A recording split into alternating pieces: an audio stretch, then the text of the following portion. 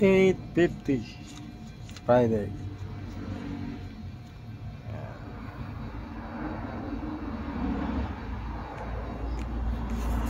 Yan, awareness lang sa mga driver. Yan, kanina umaga may nag-text sa akin. Ano, Friday today, 5:16 AM. Ayan. No contact apprehension. Your traffic violation fine is 3 days past due. Please pay through mygov.tw or your driver is license will be suspended for 30 days. Buksan natin. Ayan. Oh, LTO, Land Transportation Management System. Ang galing ng mga scammer.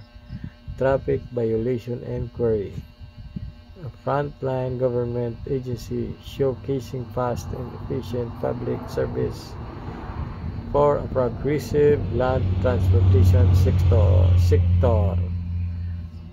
Baga, ibig sabihin yan, check mo yung plaka mo kung meron kang violation. So, hindi plaka ng sasakyan ko ilalagay ko. Magtsachamba lang ako. Ito HTK. Wala akong kinopyahan yan. Number 1, 2, 3, 4. Try natin. Check. Oh.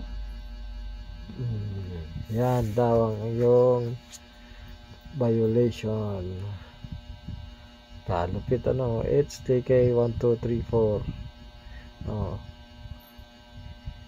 Sabi dito sa unahan, no physical contact policy program. Sumon. Citation number MOR 5633188-2. Alinsunod sa MMDA resolution number. Ayan. Serye ng 2024. Ang driver ng sasakyan na nabanggit dito kasama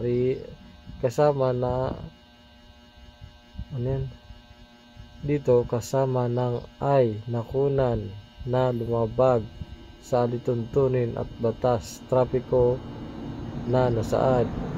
Uri ng behikulo, private, may-ari, HTK 1234. Tsamba tayong number. Plaka HTK 1234. Nilabag, paggawa o pagtanggap ng mga tawag habang umaandar ang isang dimotor na sasakyan. Nilabag, Anti-Distracted Driving Act RA 10913. First offense. Penalty 1,000 pesos. Pay fine.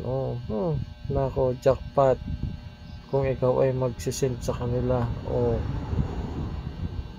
Naman. Para masabi nyo na scam yan. Tsamba pa ulit tayo ng isang number. JKA 4321. Baliktad naman. Check. Iyon, pagkarami-raming lumabag na isa ang violation. Pay fine 1,000 ulit. Awareness lang sa mga driver dyan na makareceive kayo ng ganyang text. Scam yan, scam. Ang galing ang pagkagawa nila, mga IT. Yun lang. Please share para kumalat.